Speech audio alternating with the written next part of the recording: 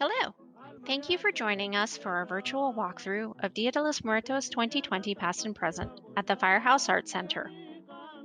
We are a Longmont nonprofit art gallery located in downtown on the corner of 4th Avenue and Kaufman. As you enter the gallery, you'll see three ofrendas created by four regional Latinx artists, Adrian Raya, Ramon Trujillo, Duran, and Javier Flores. You'll also see our Katrina paintings, painted and created by Longmont artists to support the Firehouse Art Center programs. These Katrinas were auctioned off during the opening weekend of the exhibit, and while most of them are going home with happy auction winners, we do have a couple that are still unclaimed. If you see one that you're interested in, please email info@firehouseart.org. Our first altar was created by Adrian Raya and Ramon Trujillo to honor the lives of Jeffrey Beaver Cordova and Juan Luis Garcia. On the evening of August 14, 1980, two Longmont men, Army veteran Jeffrey Beaver Cordova and Juan Luis Garcia, were tragically shot and killed by Longmont police. One of the officers, Officer Herner, was tried for manslaughter in March 1981, but was found not guilty by an all-white jury. The Longmont Latinx community was saddened and outraged by the trial outcome. Following the incident, a group of 12 Longmont Latinx community members created El Comité, a group advocating for police accountability and increased opportunities for Latinxes in Boulder County. Artists Raya and Trujillo honor Cordova and Garcia through a very intentional collaboration emphasizing the bond of two individuals. Raya uses collage newspaper articles that ran in local publications following the shooting, highlighting the universal language of tragedy and loss, while Trujillo honors the tradition of coronas of flowers on Dia de los Muertos ofrendas.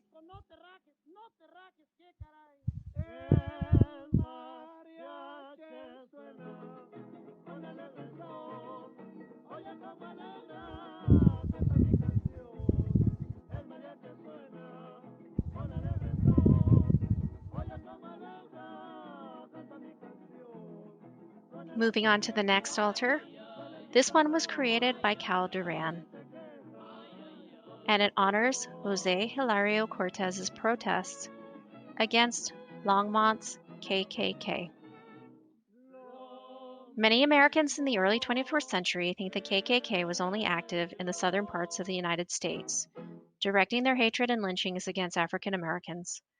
It may come as a surprise that the organization had a very strong presence in Colorado, specifically in Boulder County and in Longmont, and that they centered their attacks in Longmont on the Latino community. The KKK emerged in Boulder County in 1922 when Colorado's Clavern No. 1, based in Denver, initiated 200 members into a new Clavern in Boulder, only to quickly spark interest with a similarly sized group in Longmont. There was even a time in the 1920s where a massive Klan parade of about 2,000 to 3,000 Klan members from northern Colorado, all in their white hoods, gathered and marched down Main Street in Longmont. Longmont only had about 6,000 residents at the time, and the appearance of so many Klansmen was very frightening to many. Jose Hilario Cortez was the informal head of Longmont's Latinx community during the 1920s, and he openly denounced Klan presence in politics. Artist Duran celebrates Cortez and his men for confronting the KKK and driving their hatred out of our community. With sculptural relics depicting scenarios from Longmont's racist histories, Duran draws inspiration from retablos, elaborate devotional works, created to tell impactful and spiritual stories. Our last altar, to the right, was created by Javier Flores to honor Los Seis de Boulder. On May 27, 1974, a car parked near Chautauqua Auditorium in Boulder exploded with so much force that it shook buildings and homes for miles around. In the car were 3 young occupants, all killed by the explosion. 26-year-old Reyes Martinez, Una Jacola, age 24, and University of Colorado student Neva Romero, age 21. 2 days later, another car exploded in suspiciously similar fashion in a Boulder parking lot.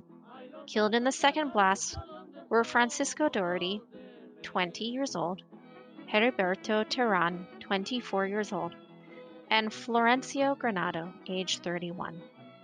The 6 individuals are now referred to as Los Seis de Boulder, and they were all friends and fellow Chicano activists heavily engaged with Colorado Chicanos movement.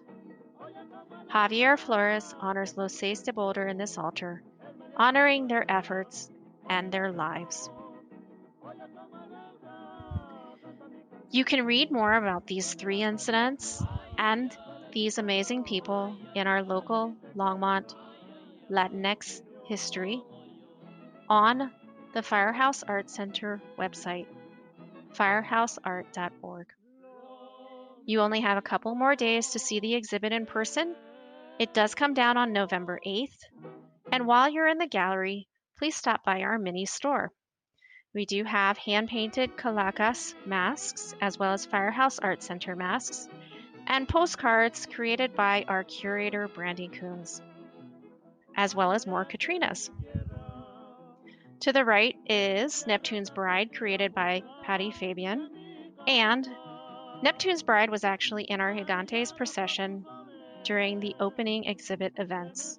She's holding our Times Call Reader's Choice Awards, one for Best Local Outdoor Event and the other for Best Art Gallery. So thank you guys very much for voting for us and supporting the Firehouse Art Center. Moving to the back of the gallery, you'll see more Katrinas. And as I said before, these were auctioned off during the exhibit opening weekend. And most of them are going home with happy auction winners, but some of them are unclaimed. And you'll also see Luna. La Luna was part of the Gigantes procession as well. And these Gigantes were created by local artists, and we were hoping to make it an annual event, or to continue having the Gigantes procession as an annual event. So these Katrinas do support the Firehouse Art Center programming through the auction. And then you'll see some sugar skulls. And sugar skulls usually have a place on many ofrendas for Dia de los Muertos.